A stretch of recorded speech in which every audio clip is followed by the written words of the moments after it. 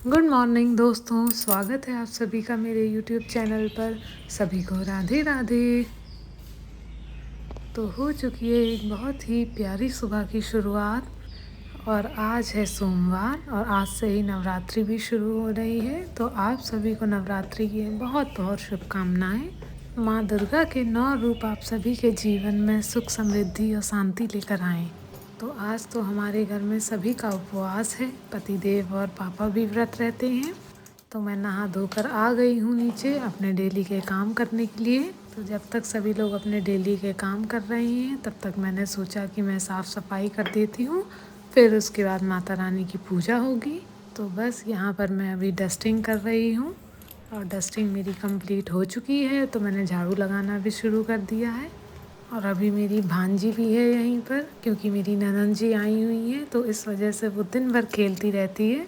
इसलिए हम सुबह से ही साफ़ सफाई कर देते हैं ताकि उसको कोई गंदगी ना लग जाए। और मेरी भांजी अभी 1 साल की भी नहीं हुई है और उसने नया नया चलना भी सीखा है, तो वो नीचे ही खेलती रहती है। तो साफ़ सफाई हमारी हो चुकी है। अब मैं आ गई हूँ किचन में। तो आज सभी का व्रत है तो खाना तो बनना नहीं है, आज सभी को फलाहार ही करना है, तो हम तैयारी कर लेते हैं। और माता रानी को भोग का प्रसाद भी बनाना है। तो बस हमने दूध उबलने के लिए रख दिया है और अब हमने कढ़ाई में थोड़ा सा घी डाल लिया है और अब हम मखानों को फ्राई करेंगे अच्छे से। मखानों को धीमी आंच पर ही फ्राई किया जाता है वरना वो जल जाते हैं। और यहाँ हमारे मखाने फ्राई हो चुके हैं। अब हम करेंगे मूंगफली रोस्ट। मूंगफली रोस्ट करने के लिए उसमें कुछ भी घी वगैरह डालने की ज़रूरत नहीं होती है, ऐसे ही बिना घी के रोस्ट हो जाती हैं। तो मूंगफली भी हमारी भुन कर रख गई हैं और अब हम बना रहे हैं साबूदाने की खीर, क्योंकि पापा को और पतिदेव को दोनों लोगों को ऑफिस जाना है तो खाने के लिए कुछ तो चाहिए। तो यहाँ पर मेरा प्रसाद बन रहा है और मम्मी नहा कर आ गई हैं, तो मम्मी माता रानी का आसन लगा रही हैं।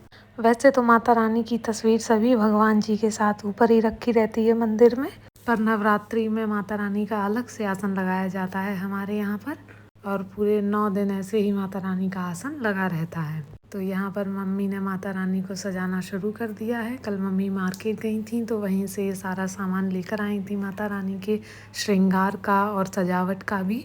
तो यहाँ पर मम्मी ने आलता रख दिया है माता रानी के श्रृंगार का और यहाँ चूड़ियाँ भी रख दी हैं, माला भी माता रानी को पहना दी है और चुनरी भी माता रानी को उड़ा दी है।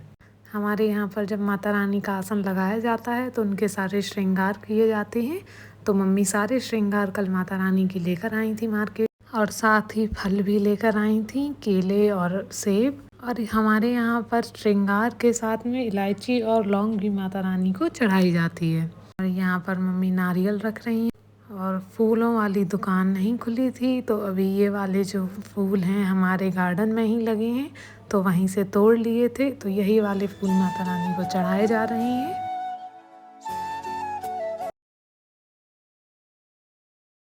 तो हम सभी लोगों ने मिलकर माता रानी की पूजा कर ली है और माता रानी को भोग भी लगा दिया है। आप सभी लोग भी दर्शन कर लीजिए माता जी के। और हमने सारे कपड़े धुल लिए थे तो मैं छत पर फैलाने के लिए जा रही हूँ। तो सारे काम ख़त्म करने के बाद हम लोगों ने भी फलाहार कर लिया था, मैंने, मम्मी ने, ननद जी ने, और फिर हम लोग बातें करते रहे। और अब शाम का समय हो चुका है तो पतिदेव और पापा भी ऑफिस से आने ही वाले होंगे, इसलिए हम बना रहे हैं साबूदाने की खिचड़ी। और हम लोग इसमें व्रत वाले नमक का यूज़ कर लेते हैं। तो हमने 2-3 घंटे पहले ही साबूदाने को फुलाकर रख दिया था धुलकर। तो साबूदाने अच्छे से फूल चुके हैं और अब यहाँ पर हमने मिर्च और टमाटर काट लिए हैं। तब तक पतिदेव और पापा दोनों लोग ऑफिस से आ चुके हैं। तो हमने सोचा अभी साबूदाने की खिचड़ी बनाने में तो थोड़ा टाइम लगेगा, तो जब तक चाय ही बना देते हैं सभी के लिए। तो यहाँ पर हमने चाय बनने के लिए रख दी है और ये हम अदरक कूट रहे हैं। तो ये देखिए यहाँ पर पानी अच्छे से गर्म हो गया है। और हमारे यहाँ पर जब चाय बनती है तो पहले पानी को ही अच्छे से गर्म किया जाता है, तो चाय का एक अलग ही स्वाद आता है। ये हमारी चाय बनकर तैयार हो चुकी है। तो जब तक सभी लोग चाय पी रहे हैं हमने सोचा हम साबूदाने की खिचड़ी बनाना शुरू कर देते हैं। तो हमने कढ़ाई में तेल गरम करने के लिए रख दिया है और उसमें सबसे पहले हम मूंगफली फ्राई कर लेंगे। और साबूदाने की खिचड़ी के लिए पहले से ही आलू उबाल के रखने हैं आपको। जितने भी आलू डालने हैं 2-3, क्योंकि उबाल के आलू अगर साबूदाने की खिचड़ी में डालो तो उसका टेस्ट अलग आता है और बहुत अच्छा आता है।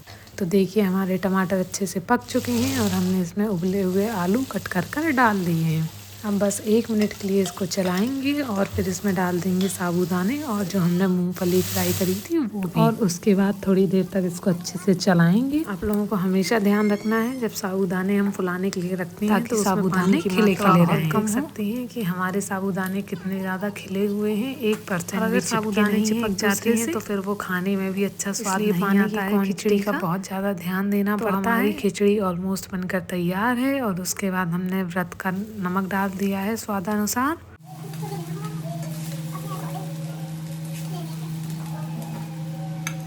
तो चलिए सभी को हम खिचड़ी दे देते हैं। ये देखिए कितनी खिली हुई खिचड़ी बनी है और देखने से ही कितनी टेस्टी लग रही है। और उसके बाद हम उसमें थोड़ा सा नींबू भी डाल देंगे। नींबू डालने से थोड़ा सा वो खट्टापन वाला स्वाद आता है ना, तो बहुत ही अच्छा लगता है।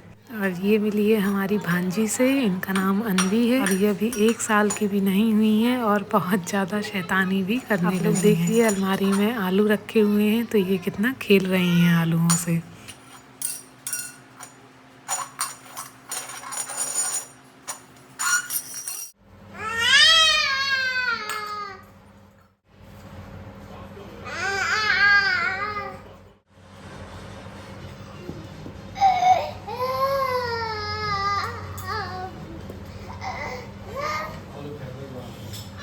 और शाम के 7 बज चुके हैं तो अब चलते हैं माता रानी की आरती करने के लिए।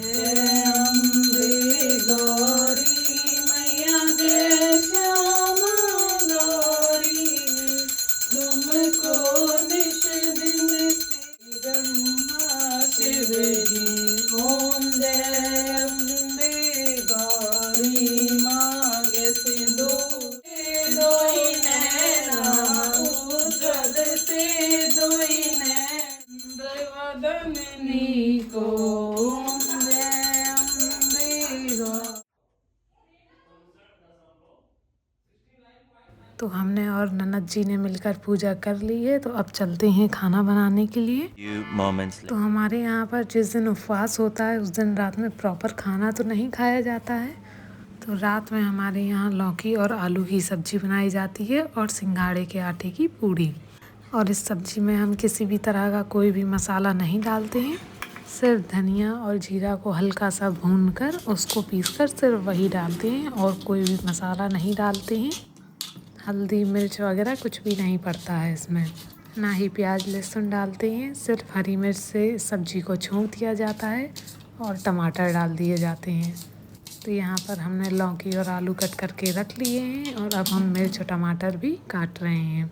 और इस वाली सब्ज़ी में हम रिफ़ाइन का यूज़ करते हैं तो थोड़ा सा बस 1 चम्मच रिफ़ाइन डालेंगे और उसमें जीरा डालेंगे और हरी मिर्च डाल देंगे और उसको थोड़ी देर तक चलाएंगे।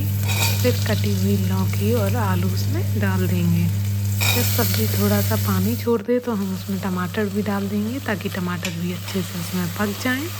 और थोड़ी देर चलाने के बाद उसमें वो जीरा और धनिया का बनाया हुआ मसाला भी डाल देंगे। और 1-2 मिनट बाद फिर हम स्वादानुसार व्रत वाला नमक भी डाल देंगे उसमें और थोड़ी देर उसको चलाएंगे सब्ज़ी को। और फिर 2 मिनट का रेस्ट देने के बाद पानी डाल देंगे 1 गिलास और सीटी बंद कर देंगे। फिर उसके बाद हमें सब्ज़ी को धीमी आंच पर पकाना है। कम से कम 4 से 5 सीटी आ जानी चाहिए ताकि लौकी और आलू अच्छे से मिक्स हो जाएं सब्ज़ी में। और अब यहाँ पर सिंघाड़े का आटा लगाया जा रहा है। तो दोस्तों अगर हम सिर्फ सिंघाड़े के आटे की पूड़ी बनाएंगे तो वो तो बहुत ज़्यादा सख्त हो जाती हैं।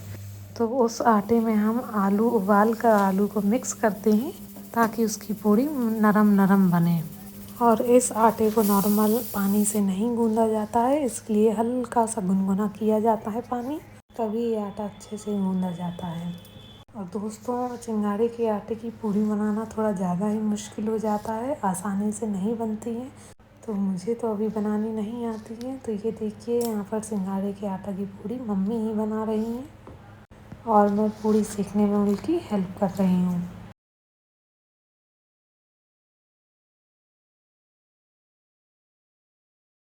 तो आप लोग देख पा रहे होंगे कि इस आटा की पूड़ी बनाना बहुत मुश्किल काम है। बहुत ही हल्के हाथों से इसको बनाया जाता है और हम बेलन का यूज़ करके तो इस रोटी को बना ही नहीं सकते। ये बनेगी नहीं और चिपकेगा ये आटा बहुत, इसलिए इसको हाथ का ही यूज़ करके बनाई जाती है।